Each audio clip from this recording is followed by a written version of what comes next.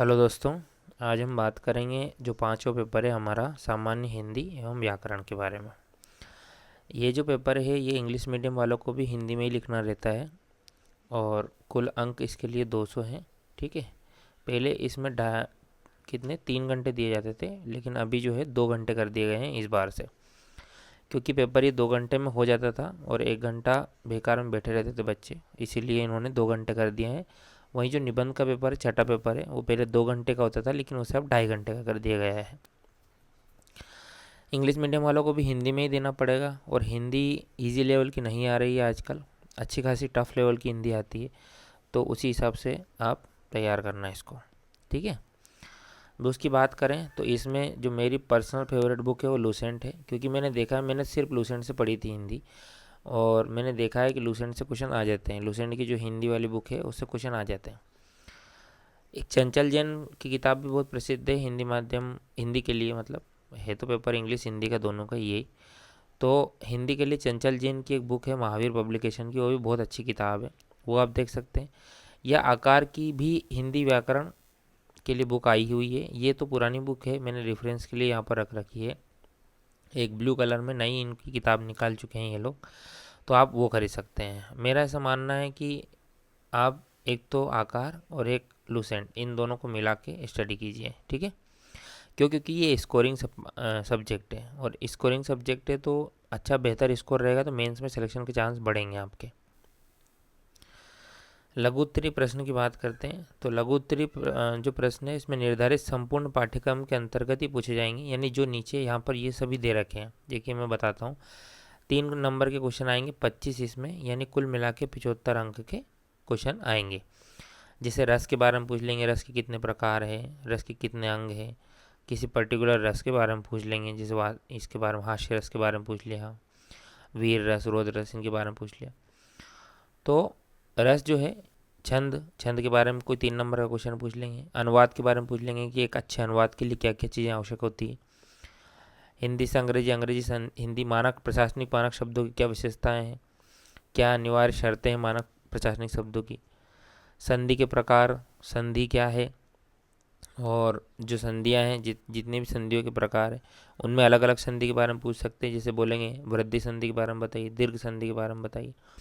समास, समास के प्रकार, समास के अंग, और इसके अतिरिक्त जो समास के विभिन्न प्रकार हैं इनके बारे में पूछ लेंगे। तत्पुरुष समास बताइए, इसके अलावा कर्मधारय समास, बहुब्रीहि, है ना। तो इनके बारे में 3 नंबर में क्वेश्चन पूछे जाएंगे। बात आगे करें हम तो मुहावरे कहावतों के बारे में भी पूछ लगते हैं। मुहावरों कहावतों में क्या अंतर है, मुहावरों की विशेषता बताइए, कहावतों की विशेषताएं बताइए। विराम चिन्ह के बारे में पूछ लेंगे, किसी पर्टिकुलर विराम चिन्ह के बारे में।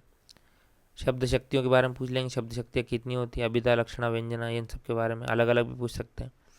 विलोम शब्द के बारे में पूछ सकते हैं, अनेक विलोम शब्द क्या होते हैं, अनेक शब्दों के लिए एक शब्द क्या होते हैं। तत्सम और तद्भव के बारे में क्वेश्चन पूछते ही है वो लोग हमेशा ही, दोनों के बारे में पूछेंगे। तत्सम की परिभाषा उदाहरण सहित बताइए, तद्भव की परिभाषा उदाहरण सहित बताइए। पर्यायवाची में किसी एक पर्टिकुलर की पर्यायवाची शब्द पूछ लेंगे। शब्द युग में क्या होता है, उदाहरण सहित बताइए। वर्तनी शोधन पूछ लेंगे 2 मार्क्स 3 नंबर में। वाक्य संरचना और प्रकार के बारे में 3 नंबर पूछ सकते हैं। शब्दार्थ के बारे में पूछ सकते हैं। पल्लवन की विशेषताएं बताइए, एक अच्छे पल्लवन के लिए किन किन बातों को ध्यान रखना चाहिए। प्रमुख बोलियों के बारे में बताइए, मालवी, निमाड़ी, बघेली, बुंदेली, इनके बारे में पूछ सकते हैं। यहाँ तो आएगा ही सही, जो भी नीचे इनके बारे में हम जब बात करेंगे तो यहाँ से तो क्वेश्चन आएगा ही आएगा, लेकिन इनसे 3 नंबर के क्वेश्चन भी आ सकते हैं। जैसे अपठित गद्यांश, अपठित गद्यांश के समय किन किन बातों का ध्यान रखना चाहिए, ये सब भी पूछ सकते हैं। अब हम बात करते हैं, हमारा 3 मार्क्स के क्वेश्चन की बात हो गई। यहाँ पर 25 क्वेश्चन आएंगे और 75 अंक के रहेंगे। ठीक है। लघु उत्तरीय प्रश्न।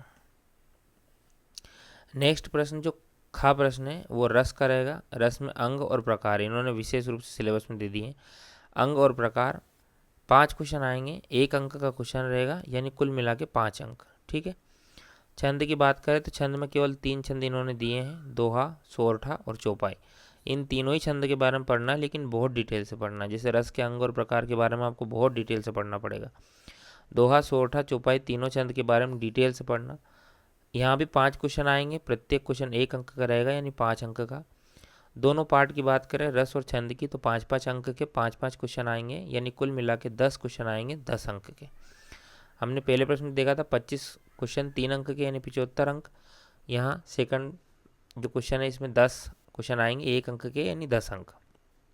नेक्स्ट हम बात करते हैं जो सबसे कम स्कोरिंग टॉपिक है इस पूरे हिंदी के पेपर में, वो है अनुवाद।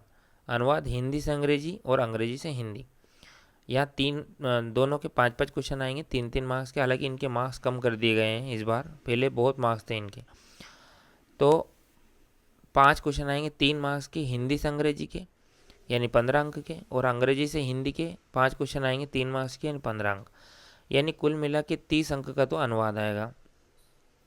प्रशासनिक मानक शब्दों के अर्थ की बात करें तो हिंदी से अंग्रेजी में 5 क्वेश्चन आएंगे 1 मार्क्स के, और अंग्रेजी से हिंदी में 5 क्वेश्चन आएंगे 1 मार्क्स के, यानी 10 मार्क्स का ये हो गया।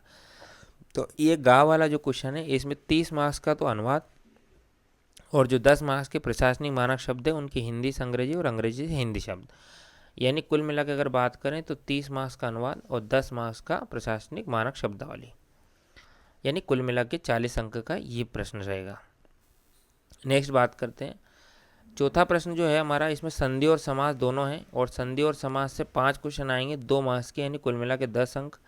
इसमें संधि के प्रकार, समास के प्रकार, संधि के जो है परिभाषा क्या है, समास की क्या परिभाषा है, इनके अलग अलग समास, और इनके पूछेंगे वो कि इस पर्टिकुलर जैसे संधि बोल देंगे कि इस शब्द की संधि कीजिए, या फिर इस शब्द में संधि बताइए। समास पूछ लेंगे कि इस शब्द में क्या समास है, कौन सा समास है। मुहावरे एवं कहावतों से भी 5 प्रश्न आएंगे 2 अंक के, यानी कुल मिला के 10 अंक के।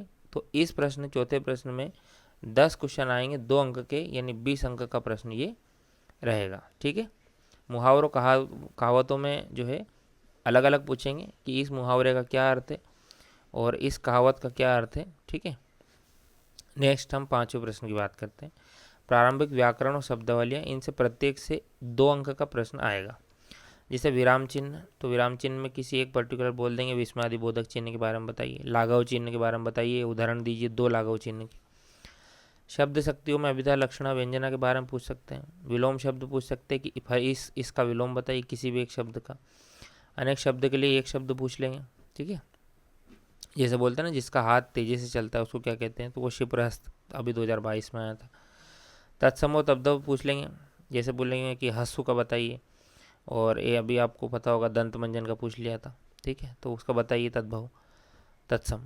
तो तत्सम और तद्भव से एक एक क्वेश्चन आता है यहाँ पर।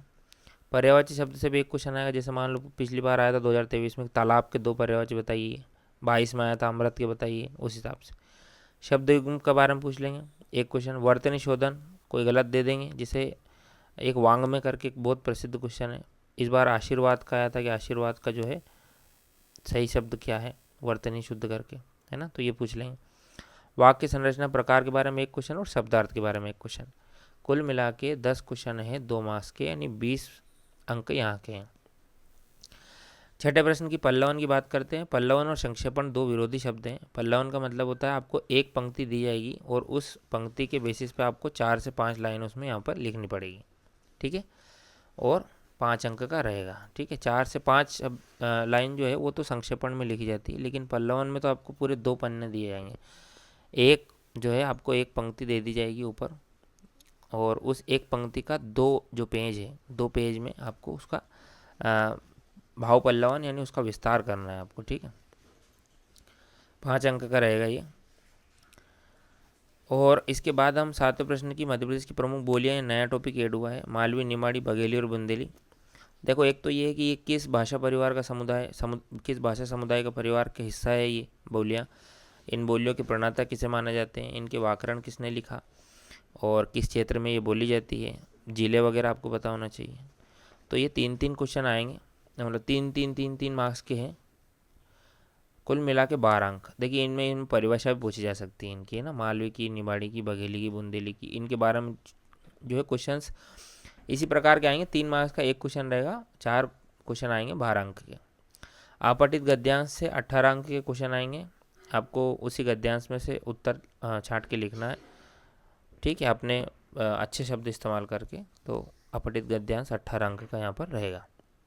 कुल 200 अंक का पेपर है, अच्छा खासा स्कोरिंग पेपर है, आराम से 140 भी आप स्कोर कर सकते हो, 150 तक भी लोग जाते हैं हिंदी में। ठीक है, और इस बार तो और ज़्यादा स्कोर करने की उम्मीद है, क्योंकि जो हिंदी से अंग्रेजी, अंग्रेजी से हिंदी ये अनुवाद आता था, ये लगभग 50 मार्क्स के आते थे।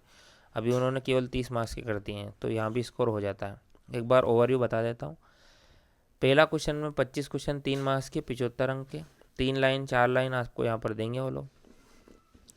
दूसरे क्वेश्चन में 5 क्वेश्चन रस से, 5 छंद से, कुल मिला के 10 क्वेश्चन 10 अंक के। तीसरे क्वेश्चन में अनुवादों से 30 क्वेश्चन, हिंदी से अंग्रेजी, अंग्रेजी से हिंदी और प्रशासनिक मानक शब्द से 10 क्वेश्चन 5-5, तो कुल मिला के 10 अंक ये।